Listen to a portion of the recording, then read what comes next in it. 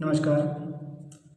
मैं doctor Mahendra Kumar Sharma, assistant professor sociology, Shri Shankaracharya महाविद्यालय जुनवानी भिलाई। आज के इस प्रेजेंटेशन में मैं बीए प्रथम वर्ष के विद्यार्थियों के लिए समाजशास्त्र विषय के अंतर्गत समाजशास्त्र के प्रथम प्रश्न पत्र की प्रथम इकाई से समुदाय के बारे में विचार प्रस्तुत करने जा रहा हूँ।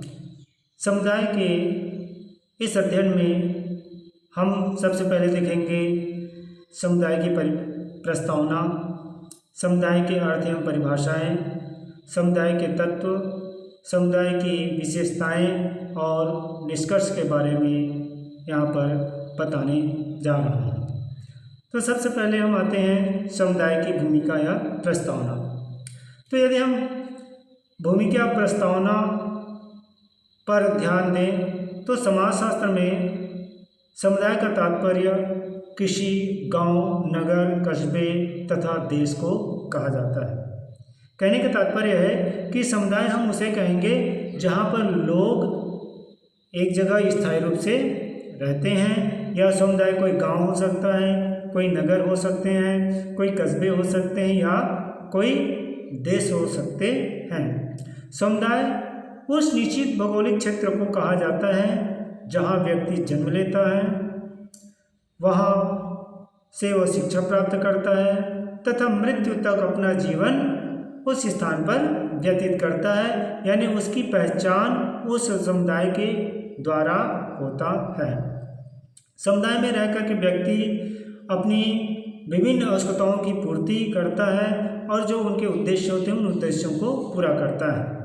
समुदाय संपूर्णता का क्षेत्र है जहां व्यक्ति के सभी क्रियाकलाप पूर्ण होते हैं और उस समुदाय के आधार पर उस व्यक्ति की अपनी एक पहचान बनती है। समुदाय के अर्थ के आधार पर दृष्टिपात करें तो समुदाय अंग्रेजी के कम्युनिटी शब्द का हिंदी रूपांतरण है। कम्युनिटी लैटिन भाषा के शब्दों से बना है, कम तथा मीनस। कम का अर्थ होता है टुगेदर अर्थात एक साथ से, और म्यूनिस का अर्थ है सर्विंग अर्थात सेवा करने से। तो यदि हम इन दोनों शब्दों को मिला करके इनका अर्थ जाने तो समुदाय का तात्पर्य साथ साथ मिलकर के सेवा करने से, यानी एक साथ मिलकर सेवा करना, यानी जहाँ लोग मिलकर के एक साथ रहते हैं और एक दूसरे के साथ सहयोगात्मक रूप से या सामुदायिक रूप से एक दूसरे की सेवा करते हैं, एक दूसरे की आवश्यकताओं की पूर्ति करने में अपना सहयोग देते हैं, तो इसे ही इस क्षेत्र को ही हम समुदाय कहते हैं। मैकाइवर एम पेज ने कहा है कि समुदाय सामान्य जीवन का क्षेत्र है, अर्थात व्यक्ति उस स्थान पर रह करके अपने सामान्य जीवन को व्यतीत करता है। समुदाय की परिभाषाओं पर दृष्टिपात डालें तो E.S. बोगार्डस नामक विद्वान ने इसे परिभाषित करते हुए कहा है कि समुदाय किसी निश्चित क्षेत्र में निवास करने वाला एक ऐसा सामाजिक समूह है जिसमें कुछ मात्रा में हम की भावना पाई जाती है। यानी कहने का तात्पर्य है कि समुदाय किसी निश्चित क्षेत्र में निवास करने वाला, यानी व्यक्ति जो एक निश्चित क्षेत्र में निवास करता है और वहाँ निवास करने वाले जितने भी व्यक्ति होते हैं उनमें कुछ मात्रा में हम की भावना पाई जाती है, जिसमें मैं की भावना नहीं पाई जाती है। दूसरा हम देखते हैं डेविस नामक विद्वान ने इसे परिभाषित करते हुए कहा कि समुदाय सबसे छोटा ऐसे क्षेत्रीय समूह है जिसमें सामाजिक जीवन के समस्त पहलू आ जाते हैं। यानी इसका तात्पर्य होता है कि समुदाय को हम उस क्षेत्रीय समूह के रूप में हम प्रस्तुत कर सकते हैं जिसमें व्यक्ति अपना सामान्य जीवन तो व्यतीत करता है, साथ ही वहाँ रह करके अपने समस्त आवश्यकताओं को, अपने समस्त उद्देश्यों को पूरा करता है। एलिमेंट्स ऑफ कम्युनिटी, यानी समुदाय के कौन कौन से तत्व हैं, इस पर यदि हम दृष्टिपात करें तो सबसे पहले आता है व्यक्ति का समूह। यानी समुदाय व्यक्तियों का समूह होता है। समुदाय का सर्वश्रेष्ठ आधार या आवश्यक तत्व व्यक्तियों का समूह है। व्यक्ति के समूह के अभाव में समुदाय की कल्पना कभी नहीं किया जा सकता है, और व्यक्ति के अभाव में न तो सामान्य उद्देश्य पूरी होते हैं और न ही व्यक्तियों के विभिन्न क्रियाकलाप पूर्ण होते हैं।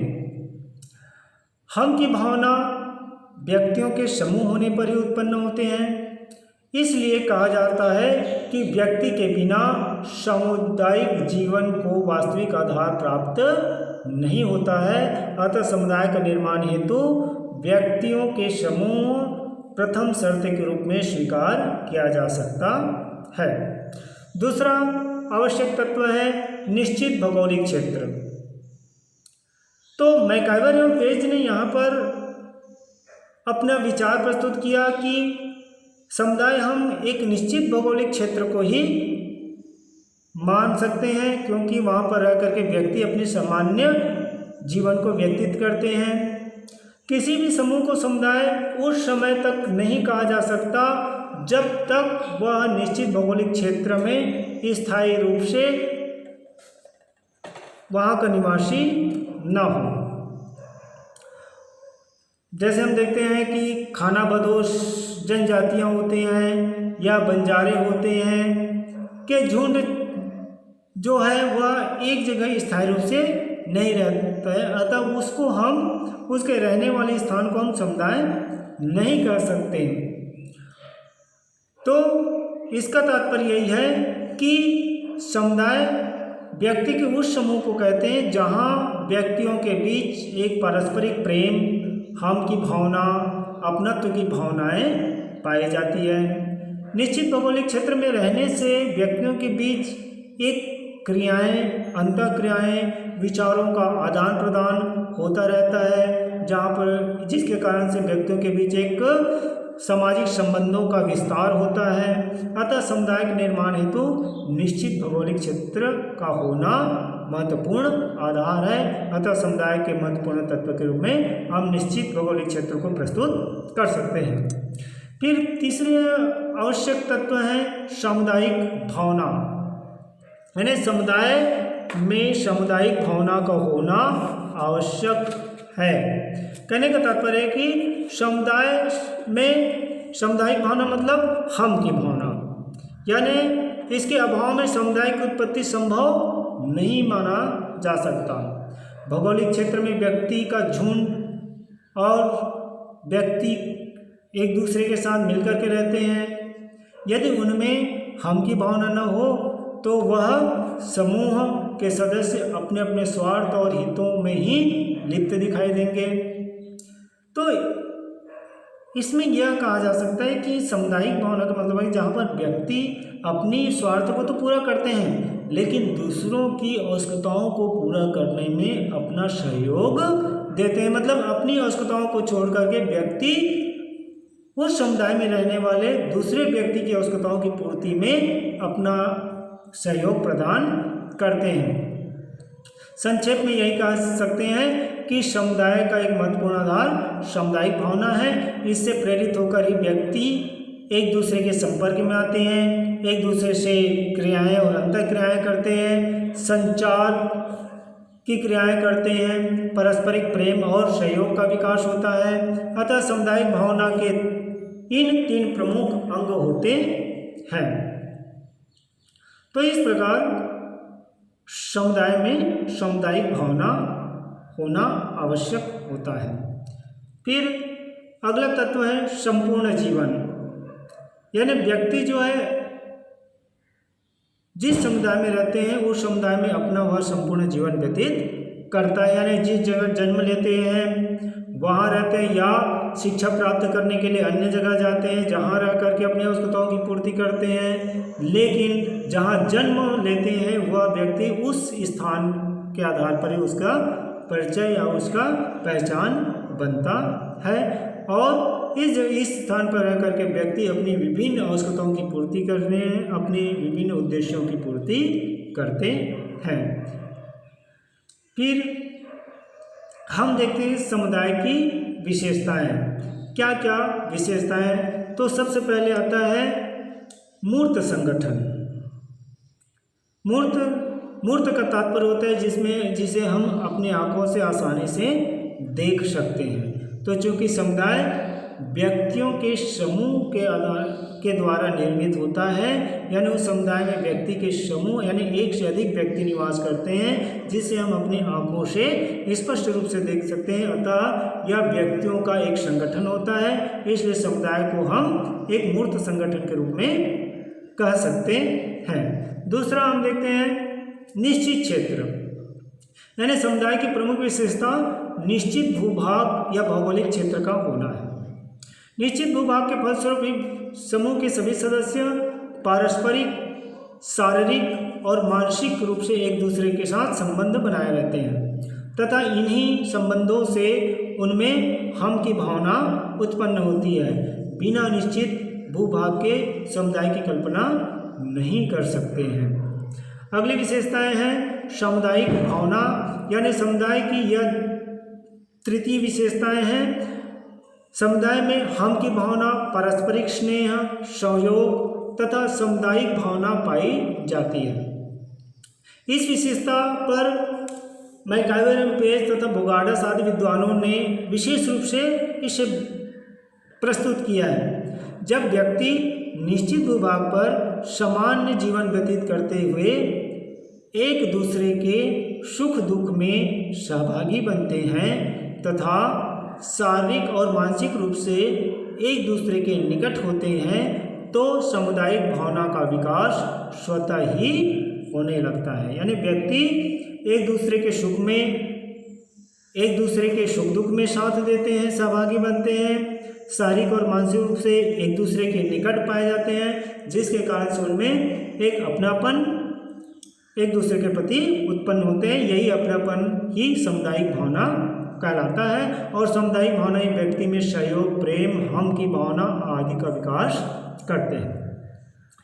फिर अगली विशेषता है स्वतः विकास, यानी समुदाय का विकास स्वतः होता है, यानी जहाँ पर व्यक्ति जिस स्थान पर एक साथ रहते हैं और उस स्थान पर रह करके अपने संपूर्ण जीवन को व्यतीत करते हैं, तो उस स्थान को ही, उस क्षेत्र को ही हम समुदाय कहते हैं। यानी समुदाय का विकास स्वतः ही होता है। समुदाय का जन्म किसी व्यक्ति विशेष के प्रयासों के फलस्वरूप नहीं होता, वरन इसका जन्म स्वतः यानी अपने आप होता है। और जब कुछ व्यक्ति बिना किसी उद्देश्य के एक निश्चित भूभाग में रहने लगते हैं, तो धीरे धीरे उनमें हम की भावना, एक दूसरे के साथ परस्पर सहयोग की भावना का विकास होता रहता है, अपनेपन की भावना का विकास होता है, और जो कि समुदाय का मुख्य लक्षण होता है। इस प्रकार समुदाय किसी प्रयासों से उत्पन्न न होकर के स्वतः ही इनका विकास होता है।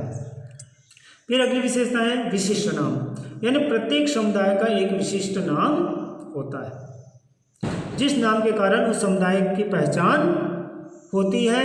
अर्थात प्रत्येक समुदाय का अपना एक विशेष पहचान होती है, उसका नाम होता है, जो कि इसकी विशेषताएं को बतलाता है। यानी कहने का तात्पर्य है कि प्रत्येक समुदाय का अपना एक विशिष्ट नाम होता है, जो कि इसकी विशेषताओं की पहचान कराने में सक्षम होता है। नाम के कारण ही सामुदायिक भावना का जन्म होता है। इसके संदर्भ में एक विद्वान, लमले नामक विद्वान ने लिखा है कि यह सारूप्य को इंगित करता है, वास्तविकता को प्रदर्शित और व्यक्तित्व को विस्पष्ट करता है। यह व्यक्ति को वर्णित करता है तथा प्रत्येक समुदाय किसी न किसी अंश में एक दूसरे को जोड़ता है। कहने का तात्पर्य है कि समुदाय के नाम के आधार पर ही व्यक्ति में सामुदायिक भावना बनती है, व्यक्ति की वह पहचान बनती है। जहाँ वो समुदाय के रहने वाले व्यक्ति एक साथ अगर दूसरे क्षेत्र में मिलते हैं, तो उसमें एक अपनापन की भावना विकास होता है, चाहे वह देश का हो, चाहे वह राज्य का हो, चाहे वह जिले का हो, चाहे अपना ग्रामीण या नगरीय क्षेत्र का हो। जहाँ व्यक्ति जो है उस निवासी स्थान के आधार पर मिलते हैं, तो उसमें अपने आप में एक अपनत्व की भावना बन जाती है। अगले विशेषता है विशिष्ट संस्कृति, यानी समुदाय की अपनी एक संस्कृति होती है। प्रत्येक समुदाय की अपनी अलग अलग संस्कृति होती है। उस संस्कृति के आधार पर उस समुदाय की अपनी एक पहचान बनती है, चाहे वह जनजाति समुदाय हो, चाहे वह सभ्य समाज की समुदाय हो। फिर अगली विशेषता है आत्मनिर्भरता, यानी समुदाय के लोगों में आत्मनिर्भरता की विशेषताएं पाई जाती है, जहाँ लोग रह करके अपनी विभिन्न ज़रूरतों को पूरा करता है, अपनी विभिन्न उद्देश्यों को पूरा करता है। फिर अगली विशेषताएं आती है सामान्य जीवन, यानी समुदाय में रह करके व्यक्ति अपने सामान्य जीवन को व्यतीत करता है और वहाँ रह करके अपने परिवार या वंश को भी आगे बढ़ाता है। फिर अगली विशेषता है अनिवार्य सदस्यता, यानी उस समुदाय की सदस्यता होना अनिवार्य होता है। यानी समुदाय की एक महत्वपूर्ण विशेषता यह होती है कि प्रत्येक सदस्य के लिए इसकी सदस्यता प्राप्त करना अनिवार्य होता है, क्योंकि प्रत्येक व्यक्ति अपनी आवश्यकताओं की पूर्ति हेतु किसी न किसी समूह का सदस्य अवश्य ही होता है। और जब वह उस समूह का सदस्य बनता है, उस निश्चित भौगोलिक क्षेत्र में रहते हुए सामुदायिक भावना या हम की भावना के साथ एक लंबे समय तक रहता है, तो वह उस समुदाय के सदस्य कहलाते हैं। अतः समुदाय की सदस्यता अनिवार्य होती है, क्योंकि प्रत्येक व्यक्ति किसी न किसी समुदाय का सदस्य होता ही है। इसके पश्चात उपरोक्त अध्ययन के आधार पर यदि निष्कर्ष पर हम दृष्टिपात करें तो सारूप में यह कह सकते हैं कि समुदाय उस छोटे या बड़े समूह को कह सकते हैं जिसके सभी सदस्य किसी निश्चित भौगोलिक क्षेत्र में इस प्रकार समग्र जीवन व्यतीत करते हैं कि वे अपनी आवश्यकताओं या हितों की पूर्ति ही नहीं करता, बल्कि अपने समुदाय के अन्य लोगों की आवश्यकताओं की पूर्ति में भी पारस्परिक सहयोग प्रदान करता है। यानी समुदाय में रहते हुए व्यक्ति अपनी ही आवश्यकताओं की पूर्ति ही नहीं करता, बल्कि वह समुदाय के अन्य व्यक्ति जो होते हैं उनकी आवश्यकताओं की पूर्ति करने में भी वह साथ देता है। जैसे मान लो जाए घर किसी व्यक्ति के परिवार में कोई बुजुर्ग या कोई व्यक्ति बीमार पड़ जाता है और उसके पास जो है धन नहीं होता, पैसे नहीं होता, तो वह पड़ोस के लोगों से पैसे की मांग करते हैं और उसे पड़ोसी जो है उनका हेल्प करते हैं, हर सुख दुख में उनका पड़ोसी साथ देते हैं या अन्य कार्यों में एक दूसरे के परस्पर सहयोग करते रहते हैं। तो समुदाय में रहकर व्यक्ति अपनी विभिन्न उद्देश्यों एवं शर्तों को पूरा करता है। समुदाय के प्रति लोगों के मन में एक अपनत्व की भावना जागृत होता है, यानी ये मेरा गांव है, ये मेरा देश है, ये मेरा राष्ट्र है, ये मेरा राज्य है। इस प्रकार से इसमें एक मानसिक लगाव होता है उस समुदाय के प्रति। समुदाय के माध्यम से व्यक्ति अपना खुद का परिचय प्रकट करते हैं कि मैं इस देश का निवासी हूँ, कि मैं इस राज्य के निवासी हूँ, मैं इस जिले का निवासी हूँ, या मैं इस नगर का निवासी हूँ, या मैं इस गांव का रहने वाला व्यक्ति हूँ। इस प्रकार से व्यक्ति अपना खुद का परिचय प्रकट करता है। इस अध्ययन में कुछ विद्वानों की पुस्तकों का सहायता लिया गया था, जिसे मैं इस संदर्भ ग्रंथ के रूप में प्रस्तुत किया हूँ। धन्यवाद।